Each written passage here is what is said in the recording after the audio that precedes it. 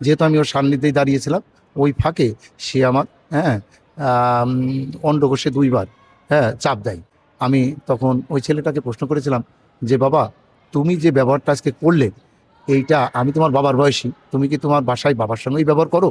আমার প্রতিষ্ঠান প্রধান আমাকে ফোন করে, ফোন করে আমাকে বলে যে তুমি আগামী দিন আমাদের সেকশনের নাসির স্যার, ওনার সাথে তুমি বিচারপতির বাসায় যাবে। আমার সাক্ষী হিসাবে নাসির স্যার, উনি এখন একমাত্র আমার সাক্ষী, আমি বাদে। আমরা যখন ক্লাস টিচারের দায়িত্ব পালন করি, তখন কিন্তু আসলে আমাদের কে রাজা, কে প্রজা, কে বিচারপতি, কে রিক্সাওয়ালা, এগুলো তো আসলে বিচার করা আমাদেরই থাকে না।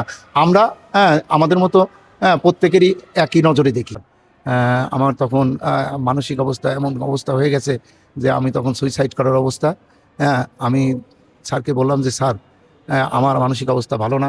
আমি দয়াল চন্দ্র পাল, আমি উইলসলি ট্রিটমেন্ট স্কুল অ্যান্ড কলেজের সিনিয়র সহকারী শিক্ষক, পদার্থবিজ্ঞানের বাংলা মাধ্যম দিবা শাখার একজন টিচার। আপনার সাথে যে ঘটনাটা ঘটেছে, আসলে আপনি যে অভিযোগটি করেছেন সেটির পুরো ঘটনা আসলে কিভাবে ঘটেছিল, অনুগ্রহ করে যদি আমাদের একটু বিস্তারিত বলতেন। গত বৃহস্পতিবার 16 তারিখ বৃহস্পতিবার আমার প্রথম ক্লাস দিবা শাখার টিচার, যেহেতু আমি প্রথম ক্লাসটা আমার ছিল 12টা 40-এ, আমার সঙ্গে যখন ঘটনাটা ঘটে তা আনুমানিক 1টার পরে, 1টা 5-10 যাই হোক, এই সময় আমি ক্লাসে ছাত্রদেরকে পড়ানোর উদ্দেশ্যে আমার যে রোদে আমি যাচ্ছিলাম, তখন ওই নাইম রেজা নাম করে আমার এক ছাত্র আমাকে তখন ওই রোতে উঠে বলল যে, স্যার আমার এই বাংলার এই বইয়ের এই লাইনটা স্যার আমি একটু ভাষা বুঝি না, একটু যদি বুঝাই দিতেন। তা আমি তখন তার এই প্রশ্নের জবাবে বললাম, যেহেতু আমি সায়েন্সের টিচার, তো তুমি এইটা বাংলা টিচারের কাছে জিজ্ঞেস করলে পারেই এটা ভালো একটা উত্তর পাইতে। তারপরে আমি আর কর্ণপাত না করে চলে আসি। পরিবর্তিতে আবার যখন আমি রাউন্ডে ওই জায়গায় যাই, তখন সে আমাকে বলে আবার ওই একই কথা। তখন আমি চিন্তা করলাম ছেলেটা নিশ্চয়ই আকাঙ্ক্ষা মেটে নাই, তাই আমি তখন তার বললাম, দেখি বাবা কি ঘটনা বা কি লাইন তোমার, আমি দেখি বুঝাইতে পারি কিনা। তখন ও বইটা মেলা করে আমার কাছে হাইলাইট করা লাইনটা ছিল, আমাকে ধরলো। আমি তখন তাকে সেইটা বোঝাচ্ছিলাম। ঠিক ওই ফাঁকে, যেহেতু আমি ওর সান্নিধ্যেই দাঁড়িয়েছিলাম, ওই ফাঁকে সে আমার অন্ডকোষে 2 বার চাপ দেয়। এই ঘটনাটা আমার পাশের ছাত্ররা তারা এইটা উপলব্ধি করে এবং হাসতে থাকে। তখন আমি অন্যদিকে অন্য স্টুডেন্টরা তারা ওই আমাকে অপমান করা হয়েছে এই বিদায়, তখন ওরা ওই ছেলেটাকে, আচ্ছা নাইম রেজাকে, তারা মারবার জন্য উপক্রম হয়। একটা পরিস্থিতি তখন খুব খারাপ হয়ে যায়। আমি তখন সেই পরিস্থিতিকে নিয়ন্ত্রণের জন্য নাইম রেজা কে আমি পিঠের উপরে 2টা থাপড় দেই। আর তখন নাইম রেজা আমাকে ধাক্কা দেয়। এক সময় আমি প্রায় পড়ার উপক্রম হয়ে গেছিলাম। তা যাই হোক, পরে নিজেকে সামলিয়ে বাচ্চাদের উদ্দেশ্যে আমি তখন ওই ছেলেটাকে প্রশ্ন করেছিলাম যে, বাবা তুমি যে ব্যবহারটা আজকে করলে, এইটা আমি তোমার বাবার বয়সী, তুমি কি তোমার বাসায় বাবার সঙ্গেই ব্যবহার করো? এই প্রশ্নটা করেছিলাম। আর আমি দ্বিতীয় পিরিয়ডে, প্রথম পিরিয়ড শেষ করে দ্বিতীয় পিরিয়ডে আমি তার বাবাকে ফোন করে আমি বলি যে, আপনি যদি একটু আজকে একটা ক্লাস, আমি ক্লাস টিচার অমুক বলছি, আপনি নাইম রেজার আব্বু বলছেন? বলে হ্যাঁ। তাহলে আমি ওর ক্লাস টিচার দয়াল স্যার বলছি, উইলসলি ট্রিটমেন্ট স্কুল অ্যান্ড কলেজ থেকে। তা আপনি কি আজকে কি একটু টাইম দিয়ে আসতে পারবেন? তখন উনি বললো যে, না আজকে কীভাবে করি, আমি তো কোর্টে। তা আমি বললাম যে, ঠিক আছে, তাহলে রোববারের দিন একটা সময় করে আমার সঙ্গে একটু সাক্ষাৎ করলে, আপনার ছেলে আজকে ক্লাসে এমন একটা ঘটনা ঘটিয়েছে যেটা আমরা দুজনে বসে একটা আলোচনা করতাম। তখন উনি বললেন যে, কি ঘটাইছে? আমি আবার বললাম যে, দেখেন স্যার, এই জিনিসটা আমি আসলে মুখে বলতে পারছি না, তা আপনি আসেন বরং দুজনে বসে কথা বলবো না। তখন বললো ঠিক আছে, রোববারের দিন তাহলে আমি আসবো। এই ঘটনার পর আমি আমার সেকশন হেডকে বলি। সেকশন হেড তখন আমাকে প্রশ্ন করে যে, গার্জেনকে জানানো হয়েছে কিনা। আমি বলছি হ্যাঁ, যেমন গার্জেনকে সাথে কথা বলছি। গার্জেন বললো যে, আমি রোববারের দিন বিকালবেলা আসবো। এগুলো ঠিক আছে, তাহলে আমাদের এখানে একটা শৃঙ্খলা কমিটি আছে, তাদেরকে নির্দেশ দেওয়া হলো যে, এই দয়াল স্যারের যে এইটা আগামী দিন, যেদিন রোববার আসতে চেয়েছে গার্জেন, ওই দিন তোমরা একটা সময় দিয়ে এই ব্যাপারটা একটু দেখে বিচার করে দিও। তা আমি সেইভাবে চলে গেছি।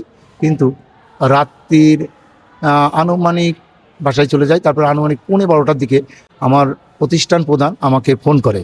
হ্যাঁ, ফোন করে আমাকে বলে যে তুমি আগামী দিন আমাদের সেকশনের নাসির স্যার, হ্যাঁ, ওনার সাথে তুমি বিচারপতির বাসায় যাবে। তা বিচারপতির বাসায় আমি বললাম, স্যার কেন যাব? তা বললো, দেখো তুমি যে ক্লাসে আজকে ঘটনাটা ঘটছে, তা ওইটার ব্যাপারে স্যারের ওখানে স্যারের সাথে যাও। হ্যাঁ, তা আমি আবার বললাম, স্যার ঘটনাটা কি ঘটছে আপনি কি জানেন? হ্যাঁ, তখন সে বললো যে হ্যাঁ জানি। তা তোমার নামে ওই যে প্রাইভেট ও পড়াতে আসে না তোমার কাছে, এই জন্য তুমি নাকি মার দিয়েছো। তা আমি বললাম, না স্যার ঘটনা এটা না, ঘটনা হলো এই। তা আমি তখন ক্লাসের পুরো ঘটনাটা স্যারকে বর্ণনা করলাম। স্যার তখন বুঝে বললো কি যে ঠিক আছে, তাহলে উনি তো আমার কাছে অন্য কথা তো বললো, আর আপনি তো আর এক কথা বললেন, তাহলে দুটো যেহেতু মিল নাই। তা আমি বললাম, তাহলে স্যার আপনি বিচারপতি সাহেবকে ফোন করে আপনি বলেন যে আপনারা যেহেতু এটার মিল নাই, তাহলে আমি নিজে, হ্যাঁ, এই ব্যাপারটা একটা তদন্ত কমিটি করে আপনি এইটা আমি দেখে অপরাধী যেই হোক তার আমরা সাজা দেব। তা এইভাবে আপনি বলেন। তা তখন উনি বলল যে ঠিক আছে, আমি তোমার কাছে আবার কথা বলবো না। তারপরে আর আমার সাথে আর কথা হয় না স্যারের সাথে। আচ্ছা, ঘটনাটা ঘটেছে বৃহস্পতিবার, সম্ভবত 16 তারিখ বৃহস্পতিবার ছিল। হ্যাঁ, এই 16 তারিখে একটা থেকে 1:05-10 ভিতরে একটা ক্লাসরুমের ঘটনা। ক্লাসরুমের ভিতরে। এখন তারপরে আমি আমার সেকশন হেড নাজির স্যার, সে সময় রাত 12টা বাজে তখন তাকে আমি ফোন দিলাম না, যেহেতু সে ঘুমিয়ে পড়ে 10টা-11টায় ঘুমিয়ে পড়ে। তাই আমি ফোন না দিয়ে পরের দিন সকালবেলা শুক্রবার তাকে ফোন দিয়ে জানতে চাই যে স্যার, প্রিন্সিপাল স্যার আমাকে ওখানে যেতে বললেন। তাকে যে আমাকে কাল রাত্রে ফোন করে বললেন যে তুমি আমার সাথে বিচারপতির বাসায় যাবে। তা আমি বললাম যে স্যার, আমি বিচারপতির বাসায় কেন যাব? হ্যাঁ, তখন বললো যে দেখো আমি তো তা জানি না, স্যার আমাকে বললো তোমাকে নিয়ে যেতে, এইটুকুনি আমি জানি, তুমিও যেটা জানো আমিও এইটুকুনি জানি। তারপরে আমি বললাম যে স্যার, এখন ঘটনাটা কি ঘটলো, কোনো কিছু হলো না, এমত অবস্থায় আমার সেখানে নিয়ে যাবেন? তা বললো, দেখেন প্রিন্সিপাল স্যার কী কথা হয়েছে আমিও জানি না তো, তা চলো যাই। হ্যাঁ, তারপরে আমি তার সঙ্গে যাই পরের দিন।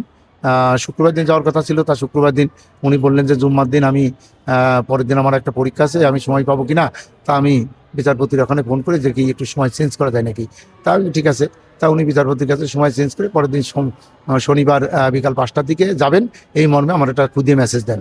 তা আমি ওই খুদে মেসেজ পায়ে আমি তখন সে ওই পরের দিন যাওয়ার জন্য আমি আমার প্রতিষ্ঠানের কাছাকাছি থাকি। 5টার দিক স্যার যখন ফোন দেয় যে আপনি কোন জায়গা, তা আমি বললাম যে আমি স্যার কাকরাইল এলাকায় আছি। সেদিন যেহেতু প্রতিষ্ঠান বন্ধ, ছুটির দিন। তা যাই হোক, তখন উনি বললেন যে তুমি তাহলে আর আপনি তাহলে আমার সাথে চলেন, ওই জায়গায় যাইতে হবে। তা আমি তখন গেলাম, গিয়ে তার ওখানে গিয়ে আমরা দুজনে সোফায় বসলাম। হ্যাঁ, তারপর আমাদের চা খাওয়ার জন্য অফার করা হলো, আমরা চাও খাইলাম। আমি আসলে ভেবেছিলাম যে হয়তো আমাকে ওখানে নিয়েছে যে ছেলের সাথে আমার একটা দূরত্ব সৃষ্টি হয়েছে, তা হয়তো বা মিলাই দেবেন কি ভালো কি মন্দ। কিন্তু প্রথমেই উনি দেখলাম আমাকে প্রশ্ন করলেন যে দয়াল সাহেব, আমার ছেলের সাথে সেদিন কি হয়েছিল। তা আমি আর তখন তার সে প্রশ্নের উত্তরটা না দিয়ে আমি চুপ ছিলাম এই জন্য যে ওনার যে ভাব আমি দেখতে পেলাম, তখন যদি আমি ঘটনা বলি তা উনি বিশ্বাস করবে না। কারণ সেখানে উনি আমার প্রতি একটা আক্রোশজনিত ভাব মনে হলো। হ্যাঁ, সেই আক্রোশজনিত ভাবে তখন আমাকে জিজ্ঞাসা করলেন, আপনি আমার ছেলের নামে বদনাম লটাইছেন। হ্যাঁ, আপনার নামে আমি ফিরসানি কেস দেবো, আপনি আমার দর্শন করেছেন। হ্যাঁ, এই কথা বলার পর আমি চিন্তা করলাম যে তাহলে তো এখানে আমার কোনো কথাই বলা চলবে না। আমার নাসির স্যার আমার পাশেই ছিলেন, আমি চুপ থাকলাম।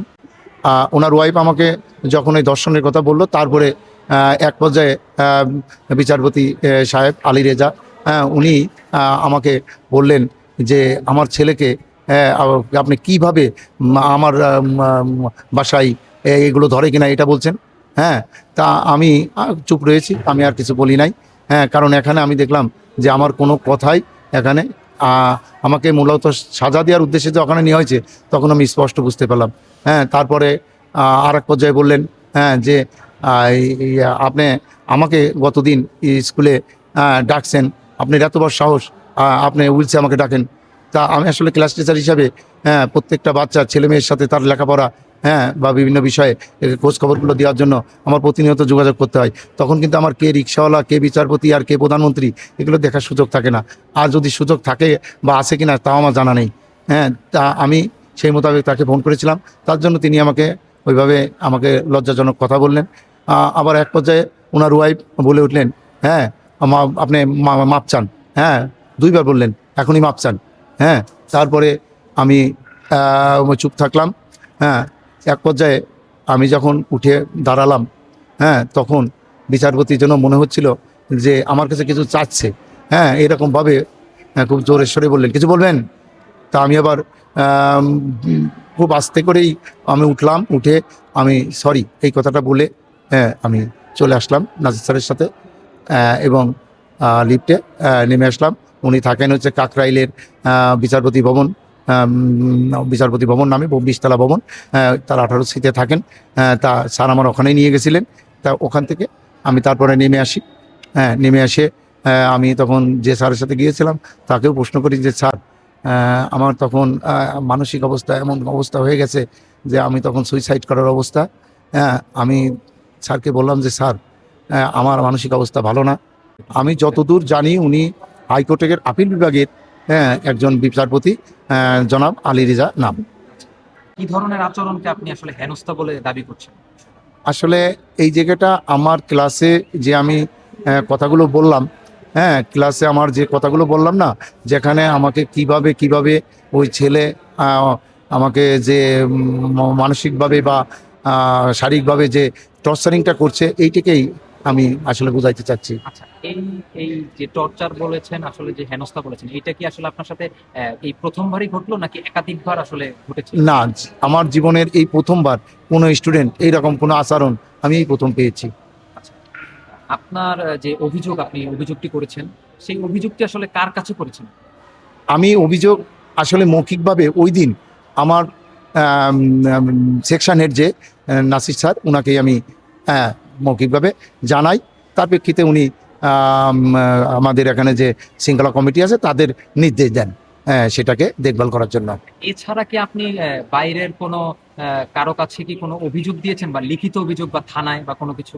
না আমি আসলে এইভাবে কোনো চিন্তাও করি নাই আর করিও নাই। কারণ হলো যেহেতু আমি একটা প্রতিষ্ঠানে চাকরি করি, সেহেতু প্রতিষ্ঠান প্রধান আছে, আমার যার আন্ডারে চাকরি করি সেকশন হেড আছে, তা আমি তাদের কাছেই ব্যাপারটা মৌখিকভাবে বলেছি। আর এইটা যাতে তারা যে ব্যবস্থা নেয় আমি সেটা মেনে নেব। ওই স্থানে বা ওই সময়ে আসলে যেই আপনার সাথে যে ঘটনাগুলো ঘটেছে, এটার কি কোনো সাক্ষী প্রমাণ বা কোনো ফুটেজ, ভিডিও বা কোনো কিছু আপনার কাছে কি আছে? আসলে ওই জায়গাটা আমার সেকশন হেড নাসিরউদ্দিন স্যার উনি আমাকে নিয়ে গেছিলেন, আর বিচারপতি আলী রেজা, ওনার ওয়াইফ আর ওনার ছেলে নাইম রেজা, এই 5 জনে আসলে ছিলাম। তা সেই হিসাবে উনি এখন একমাত্র আমার সাক্ষী, আমি বাদে। এর সাথে বা বিচারপতির ছেলে নাইম রেজা, জনাব আলী হ্যাঁ, রেজার ছেলে, হ্যাঁ। এদের সাথে কি আসলে পার্সোনাল কোনো শত্রুতা বা আগের কোনো ঝামেলা কি ছিল বা আছে? না আসলে আমরা যখন ক্লাসে ক্লাস টিচারের দায়িত্ব পালন করি তখন কিন্তু আসলে আমাদের কে রাজা কে প্রজা কে বিচারপতি কে রিক্সাওয়ালা এগুলো তো আসলে বিচার করা আমাদেরই থাকে না। আমরা আমাদের মতো প্রত্যেকেরই একই নজরে দেখি। হ্যাঁ যার আলোকে ওনাকেও যেভাবে আমি ফোন করি আরেকজনকে আমি সেইভাবে ইনফরমেশনগুলো দিই। তাছাড়া আমার তার সাথে ব্যক্তিগত কোনো ছিল না। অভিযুক্ত ব্যক্তি জনাব আলী রেজা সাহেব এবং আলী রেজা সাহেবের ছেলে জনাব নাইম রেজা, ওনাদের পক্ষ থেকে কি কোনো ব্যাখ্যা বা আসলে প্রতিক্রিয়া পেয়েছেন আপনি? না আমার সাথে পরবর্তীতে আর কোনো যোগাযোগ তার হয় নাই। এখন তা অফিসিয়ালভাবে কি হয়েছে হয়তো আমার প্রিন্সিপালের সাথে আমি জানি না, ব্যক্তিগতভাবে হয়নি। আসলে শিক্ষকতা জীবন বলতে আমি যেটা আমার ব্যক্তিগত জীবনে আমার শিক্ষকতায় ছাত্রছাত্রীদের কাছ থেকে এই ধরনের কোনো ব্যবহার আজ পর্যন্ত পাইনি, এটা আমার জীবনের প্রথম। আর চাকরি জীবনে প্রাতিষ্ঠানিকভাবে হ্যাঁ যদি এখানে হয়তো তদন্ত কমিটি যদি করতেন বা এখনও যেহেতু ঘটনাটা প্রক্রিয়াধীন, তাই এটার আলোকে আমি আগেই অগ্রিম কিছু বলতে পারছি না। হ্যাঁ যদি দেখা গেল আমি মানে আমার যে কর্মটুকুন করছি তার স্বচ্ছতা কতটুকুন আছে না আছে সেটা আইনি বলে দেবে। আর সর্বশেষ আসলে আমি যেটা মনে করি সেটা হলো গিয়ে আমার সাথে যাই ঘটুক সেটা হচ্ছে ওরা আমাদেরই সন্তান, ছেলে মানুষ, এবং ওদের এই বয়সে ওদের যে রাগ ব্যবহার এগুলো আমাদের থেকে ভিন্ন হবে এবং আশা আকাঙ্ক্ষা ভিন্ন হবে। তা সেই হিসাবে আমরা পিতৃস্থান থেকে আমার মনে হয় এই ধরনের ঘটনা যদি ঘটে তাহলে অভিভাবক এবং শিক্ষক এরা বসে তার ছেলে মেয়ের সমস্যাগুলো সমাধান করলে আমাদের ব্যক্তি জীবনে রাষ্ট্রীয় জীবনে কখনো এরকম ঘটনা ঘটবে না, যে ঘটনার জন্য আমার সাথে আমার ছাত্রের দূরত্ব সৃষ্টি হয়, আমার সাথে অভিভাবকের দূরত্ব সৃষ্টি হয়, আমার প্রতিষ্ঠানের বদনাম হয়, এরকম কোনো ঘটনা ঘটবে না।